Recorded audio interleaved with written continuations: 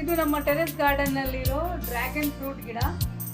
ಹಾಗೆ ಮೇಲೆ ನೋಡಿ ಡ್ರ್ಯಾಗನ್ ಫ್ಲವರು ಎಷ್ಟು ದೊಡ್ಡದಿದೆ ಗೊತ್ತಾ. ಡ್ರ್ಯಾಗನ್ ಅಂತಾನೆ ಹೇಳ್ಬೋದು ಈ ಫ್ಲವರು ಕೂಡ, ಅಷ್ಟು ದೊಡ್ಡದಿದೆ. With white petals, pure white petals ಬಿಟ್ಟಿದೆ. ಸೊ ಇದು ಇವತ್ತು ನೈಟ್ ಅರಳಿರುತ್ತೆ, ನಾಳೆ ಬೆಳಗ್ಗೆ ಅದು ಕ್ಲೋಸ್ ಆಗೋಗಿ ಆಮೇಲೆ ನಿಧಾನಕ್ಕೆ ಡ್ರ್ಯಾಗನ್ ಫ್ರೂಟ್ ಆಗುತ್ತೆ.